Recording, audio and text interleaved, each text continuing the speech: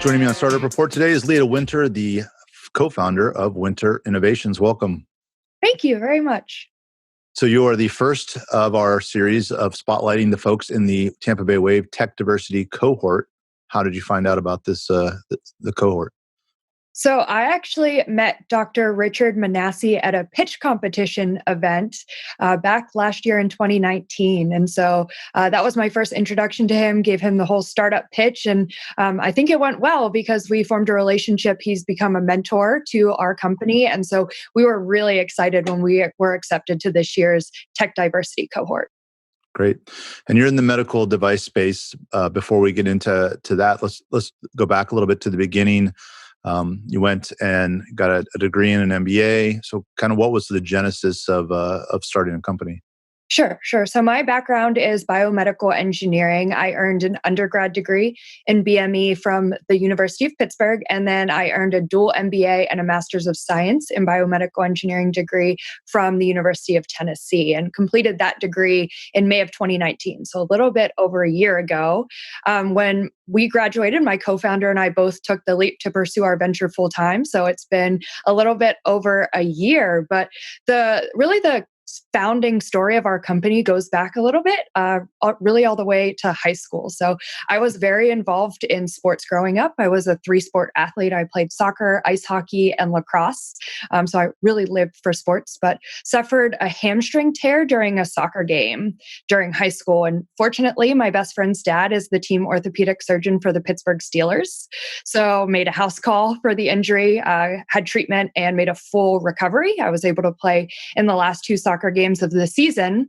And this really inspired me to pursue biomedical engineering. I thought I had wanted to go to medical school, but I wanted to learn how to develop tools and technologies to help athletes like myself recover from sports injuries. So that's why I decided to go to Pitt and major in biomedical engineering. And while I was an undergrad, I actually interned for an orthopedics medical device company where I worked in R&D, and I did a lot of hands-on product testing.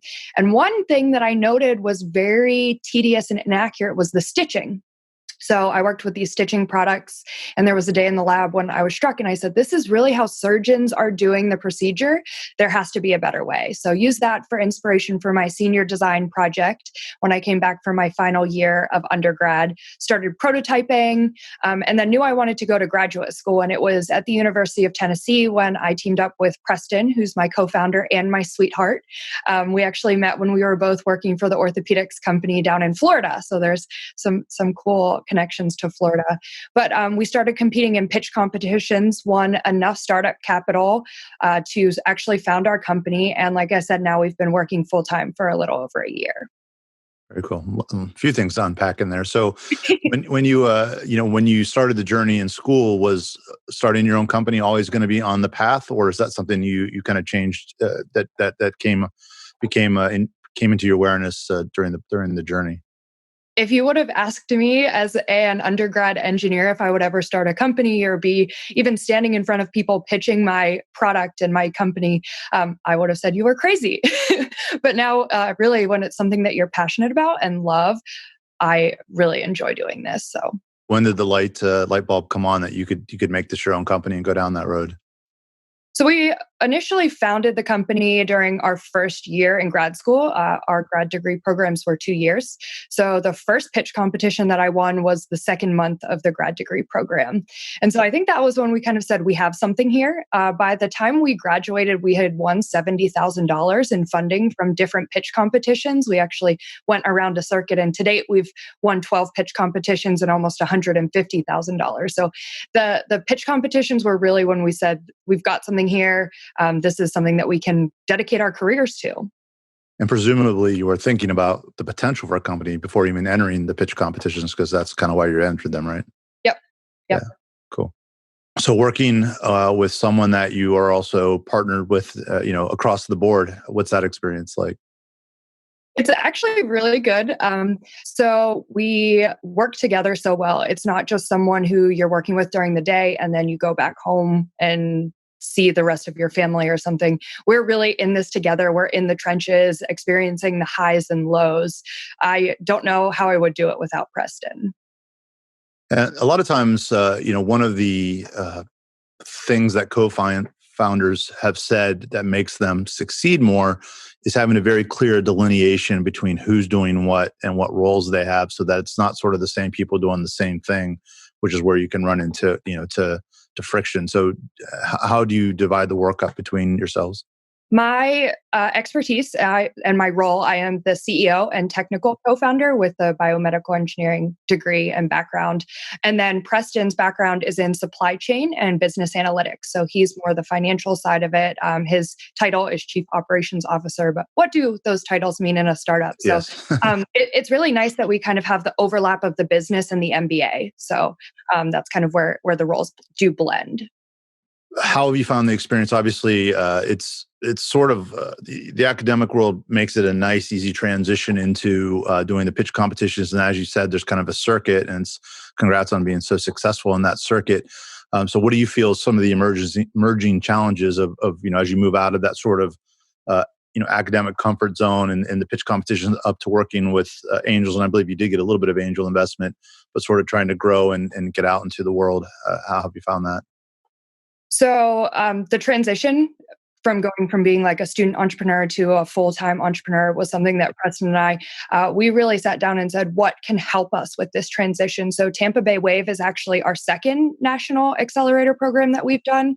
The first one, right out of graduate school, we participated in 0 to 510, which is an accelerator focused on medical device companies and helping them go from ideation to getting ready to prepare for a 510K submission, which is the expedited clearance pathway for medical devices.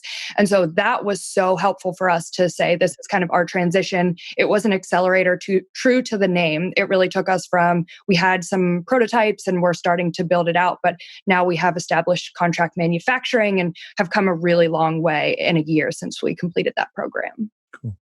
And you named the company Winter Innovations. You have a flagship product. So as you talk to investors, or as you thought through it, did you want to lead with that we are going to be a devices company versus just focusing on the one product? And is the idea that people who invest will get it, it can expect a continuing evolution of different products? Yeah, so we are focused on succeeding with EasyWhip. This is our first entrepreneurial venture, and we have made a lot of traction. The product is really locked down right now. We're gearing up for our 510K submission, like I mentioned, which is a very huge milestone for us. We do want to continue to innovate in this space. We show the product to surgeons, and their first reaction is, "Why didn't I think of this?" It's a very simple product if you take a look at our website, but it's something that can really improve patient outcomes. And then they also say there are a lot of other overlooked aspects of surgery that are ripe for innovation. And that's our plan, is to take this and run with it and continue to innovate. And I guess speaking of Easy Whip, can you tell us a little bit about it? Winter Innovations is a medical device startup, and we're developing simple orthopedic tools to improve patient outcomes. We are launching our first product called EasyWhip. It's a patent pending surgical suturing device intended to simplify and standardize complex stitching of ligaments and tendons, often associated with repair of sports injuries. So things like ACL and Achilles tendon surgery. And the device itself is actually a two-part suturing needle. This design allows the user to connect the portions to have a loop of suture and separate the ends to have a straight length of suture, which is not possible right now.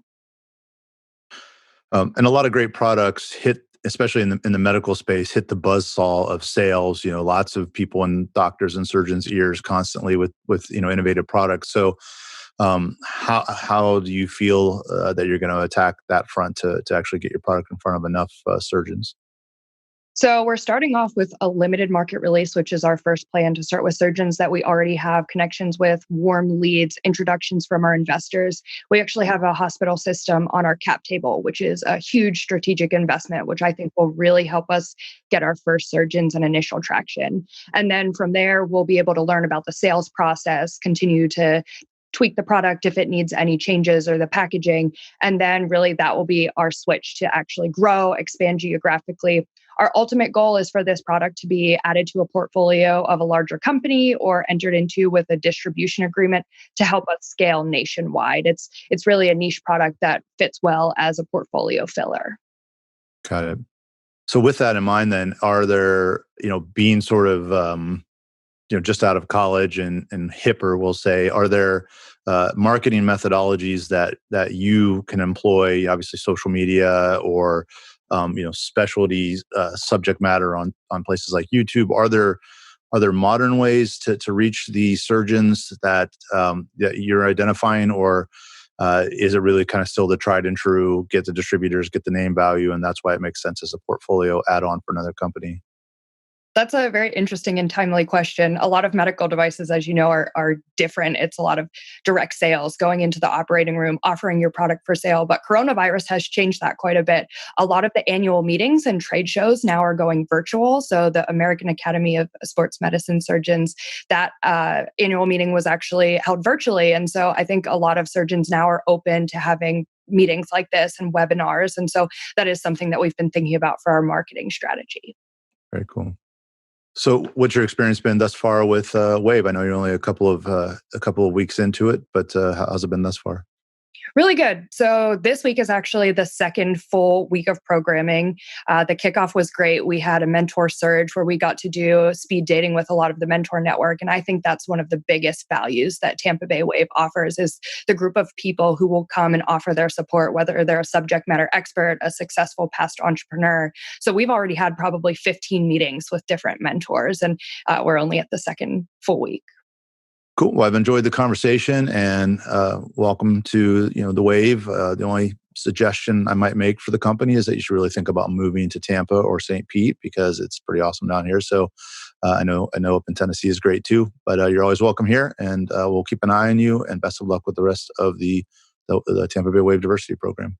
Thank you. Thank you for having me. It was an honor.